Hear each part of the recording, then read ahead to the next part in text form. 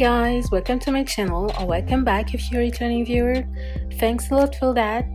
The support is very much appreciated. If you are a new viewer, I'm Kikwa Builds and I upload build videos on this channel. I upload one video per week, usually on Thursday. So if you like my content, you can subscribe to my channel. Don't hesitate to subscribe. You can also give this video a thumbs up if you liked it. And you can hit that little notification bell to get notified whenever I upload a new video. So as I said, I'm Kikwa Builds and today I'm building this little eco, not quite eco, but tiny container home community or neighborhood, if you will. But it's really a tiny neighborhood made out of 5 tiny to micro houses. And I built these houses for 5 different families with some have children, some don't, and yeah, in my mind this was a really tiny happy little community with all the neighbors getting along very well, and who like to gather in the middle, this middle square here, and have a cookout after a long day of work, of hard work, and or just to chat or just hang out really. So this is the little backstory I had in mind for this little community. So I've been wanting also to build a community or gated community or neighborhood kind of build for quite some time now, but I've been postponing this project because I wasn't sure of what style I would build these homes in. So I actually started 2 draft builds in game of these communities. I was hesitating between a more classic neighborhood, I mean classic suburban, North American suburban neighborhood, and a kind of traditional European village / neighborhood style, but I was not sure which style of build I wanted to do with this community. So when this new pack came out, the Eco Lifestyle expansion pack, I was quite literally handed my the concept for my little community. So I knew right away I had to build this little shipping containers community. So this little community is not quite eco, but moving toward the eco green lifestyle. They are still a bit industrial looking because I wanted to keep the exterior walls of the shipping containers still rough looking with the original shipping container walls, and also those big metallic and beams, industrial columns and trims around the houses. So it's a little community that is moving slowly from an industrial state to an eco state. With I also added these, as you will see, on top of the houses you have green roofs, green terraces, and also I added the eco appliances like the little water atmospheric water collector, the wind turbines, and the solar panels, and we have a lot of greenery around in this build as well. I also, when I started building this lot, I started it actually on a smaller lot and in a different world.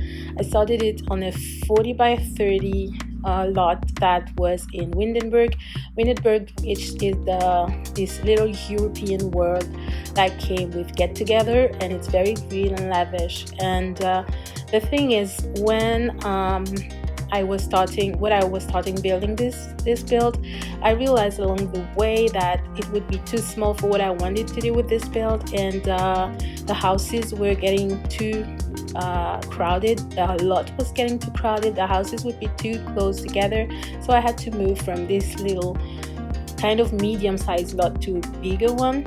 But I didn't want to have to build on a 50 by 50 and even worse, a 64 by 64.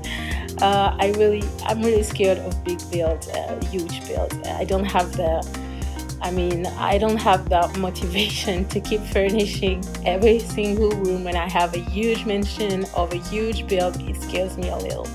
So I had to find something that is smaller than a 50 by 50, and I found this little lot. I mean, it's not little, it's kind of a large, medium large lot.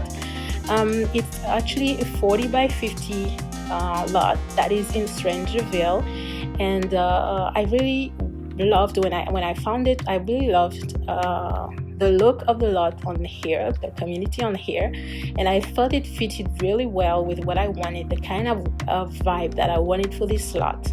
I actually wanted this lot to look a little like, to have this little trailer park kind of vibe, and it was just perfect because the lot that is just right next to this one is actually a trailer park lot. And also the soil, the red soil, this kind of deserted land with the red cliffs, the red rocks, and the cliffs in the background. They give this unique look and this unique character to this little community and this rougher side of this little community. So I really was happy with this lot, and I kept it on this really cool lot in Strangerville. So I really like the end result. So I had a lot of fun building this, and I had my struggles as well because they are really tiny and micro homes. And if you have ever tried to build a tiny home, you know the struggle of trying to fit everything, every single piece of furniture inside those tiny spaces. It was like a game, but a struggle at the same time. So it was really fun building this and furnishing and decorating it. It was quite a lot to furnish. So as I was saying, I'm scared of huge builds because I get bored along the way when I have too many rooms to furnish, room after room after room. But it was fine. I just have to leave the game a little and just come back to it, and then I start up again, and just the motivations and the inspiration, comes back. Yeah. So that's about what I had to say about this build for today. If you liked this build, don't forget to give this video a thumbs up. And if you like my content, you can subscribe to my channel. You can also hit the little notification bell if you don't want to miss any of my future uploads. So I hope wherever you are, whatever you're doing, that this video finds you well. I wish you all to have a nice day, a nice night, a nice weekend, a nice week, whatever time you're watching this video. And I hope to see you guys for my next video. Bye guys.